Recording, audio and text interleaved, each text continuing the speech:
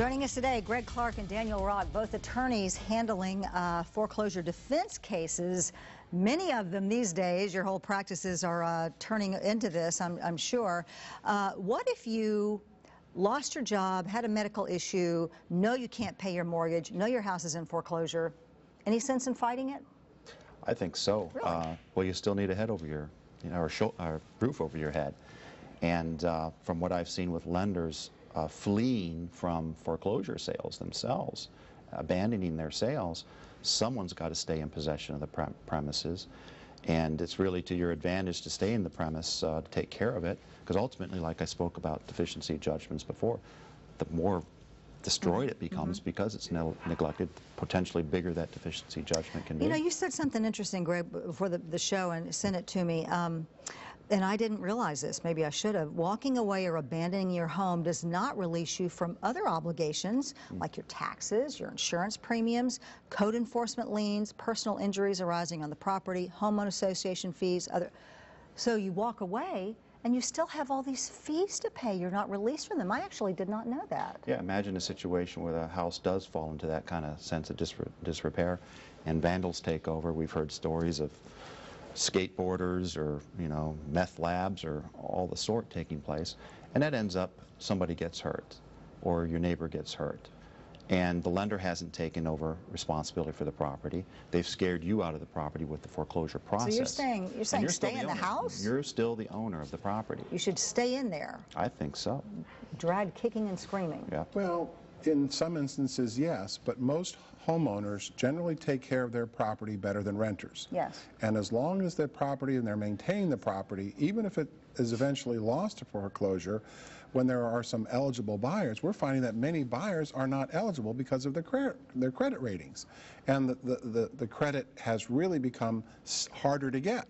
So you used to be able to buy a house with a 650 score on credit, but it's very, very difficult. You're talking about subprime lending with a score of less than 700. And so it's really it's like the snowball started to fall down the mountain, and it's about halfway down the hill, and believe me, it's going to get bigger. All right, Ashley emails us, what about people like me? I rent my home and I always worry about the landlord not paying the mortgage on the home.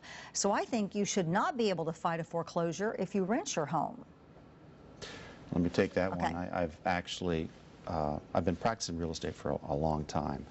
And it used to be, whenever we got a call for a landlord-tenant dispute, it was the landlord wanting to throw the tenant out because he's not paying. It's about 3 or 4 years ago I started getting calls from tenants. And their situation was, I've been paying my rent, but now I got served with a foreclosure summons to get thrown out of the property. Yeah. How dare the landlord? So that's a very unique situation. Personally, I think that tenant can terminate the lease if the landlord doesn't cure the default being quiet and peaceful enjoyment of the property. So, Greg, you point out that one of the first things a person who wants to fight their foreclosure should do is force the lender to prove they actually own and hold your note. Right. How do you do that, and why is that important? Well, you need to make a demand for discovery. I myself have been trying to push the issue early on in the case when the lender first files her foreclosure complaint with a motion to dismiss. Basically, show us the note, show us your ownership, paper, allege your, because we know it's not like the old days where you went down to First National in your town, saw John, he gave you a mortgage, and you made payments to John. Now, John might have sold his loan across the street to Bill at Second National, but it all stayed there. And I used to tell my clients at closings when they had this 20-page mortgage to sign, what does it mean, Mr. Clark? I said, well, if you pay, you stay. If you don't, you won't.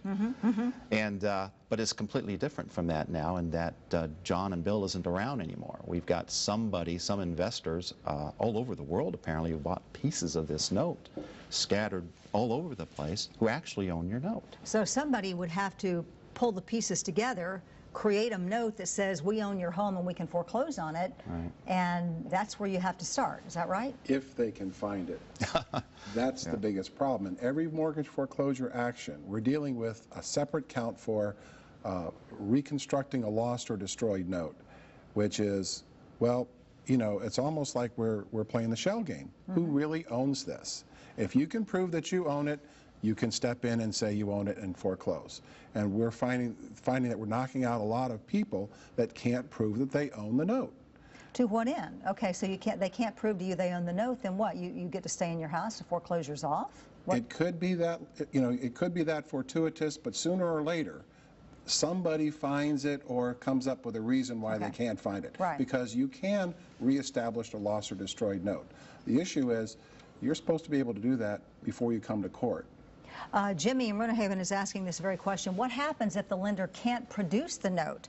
I've asked them, but they delay and delay. Where does that put me? And should I continue to pay as much as I can? Great question. Okay, he's in this very situation. Well, at the risk of giving Jimmy too much encouragement, he should take a look at the State Street Bank versus Lord case.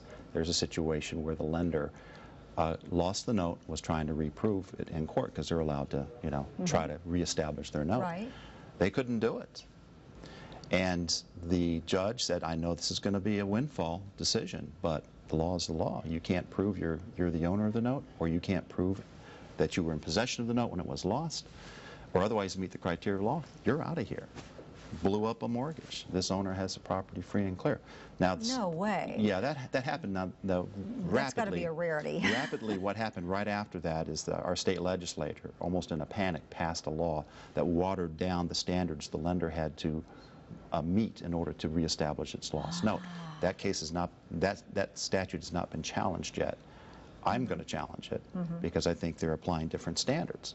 I mean, it's like you lending your keys to your son for the prom, and he goes out and loses the car, and then he comes back to you and says, Mom, I'm sorry, I lost the car. Can I have the other car? The answer is no. Heck no. Yeah. All right, we have a great question about if you can't pay for your mortgage, how can you pay for an attorney? We'll be right back.